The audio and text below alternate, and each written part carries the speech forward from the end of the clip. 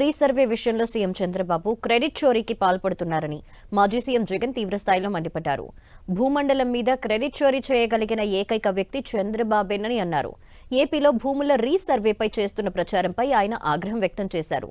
1,00,000 భూ సమస్యలకు ఏకైక పరిష్కార మార్గంగా తాము రీసర్వే చేపడితే ఇప్పుడు దాన్ని తన ఖాతాలో వేసుకోవడానికి చంద్రబాబు ఆరాటపడుతున్నారని జగన్ విమర్శించారు. సమగ్ర సర్వే విషయంలో తాము సృష్టించిన రికార్డులని ఎవరూ చెరిపి వేయలేరని అన్నారు జగన్. భూముల రీసర్వే చేయాలన్న కనీస ఆలోచన అయినా కూడా నీకు ఎప్పుడైనా గతంలో వచ్చిందా అని, కనీసం ఆలోచన అయినా నీకు గతంలో ఎప్పుడైనా వచ్చిందా అని. ప్రజలు ఇబ్బందుల్లో ఉన్నారు, రైతన్నలు ఇబ్బందుల్లో ఉన్నారు, రకరకాల సమస్యలు ఎదుర్కొంటా ఉన్నారు. భూ సమస్యల మీద, వారి సమస్యల మీద కనీసం నీకు ఎప్పుడైనా రీసర్వే చేయించి వాళ్ళ సమస్యలన్నీ తీర్చాలి అని చెప్పి కనీసం నీకు ఏ రోజైనా ఆలోచన అయినా వచ్చిందా చంద్రబాబు గతంలో అని అడుగుతా. ఈరోజు క్రెడిట్ చోరీ తీసుకుంటూ తాను మాట్లాడుతూ ఉన్న మాటలకు నిజంగా ఈ పెద్ద మనిషి సిగ్గుపడాలి. తాను ఎప్పుడూ కూడా చేయకుండా మరి ఏ రకంగా చంద్రబాబు నాయుడు గారు ఈ రికార్డును తన ఖాతాలోకి వేసుకుంటూ క్రెడిట్ చోరీకి ఎలా పాల్పడతాడో అని అడుగుతాం. నిజంగా ఇవన్నీ కూడా ఏవి కూడా ఒక్కటంటే ఒక్కటి కూడా చంద్రబాబు నాయుడు హయాంలో జరగాల.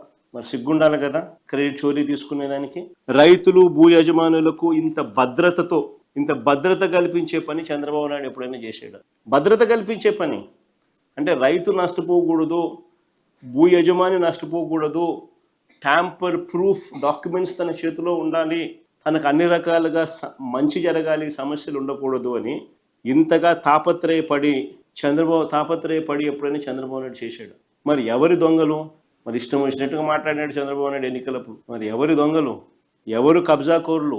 ఎవరు రైతులకు, భూ యజమానులకు రక్షణ కల్పించారు? మేం చేసిన పని వల్ల రాయితీ వస్తే ఆ క్రెడిట్ను తన ఖాతాలోకి వేసుకోవడానికి పడరాని పాటలు పడతా ఉన్నాడు. వాళ్ళు ఎవరు? వాళ్ళ ఎంపీ, వాళ్ళ మంత్రి, కేంద్ర మంత్రి, వాళ్ళ ఎంపీ ఆ పెమ్మసాని ఆయన ట్వీటు మాట్లాడడం అసలు నాకు ఆశ్చర్యం అనిపిస్తుంది.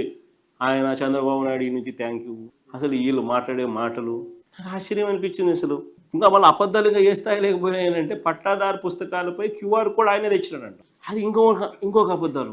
అసలు నిజంగా ఈ స్థాయి లేక ఒక మనిషి ముఖ్యమంత్రి స్థానంలో ఉంటూ ఆయన కన్నా నేను కొడుకు వయసులో ఉన్నా. నేను మా ఆయన ఇద్దరు సమకాలికులు. నేను అలా కొడుకు వయసులో కూడా నాతో కూడా కాంపిటీషన్ చేయలేకున్నాడు. మా నాయన కథ దేవుడు ఎరుగు. నేను చేసిన దానికి కూడా క్రెడిట్ కూడా ఆయనే తీసుకోవాలని అనేది పాకులాడుతూ ఉంటే ఈ మనిషి ఏమనుకోవాలి? ఈ మనిషి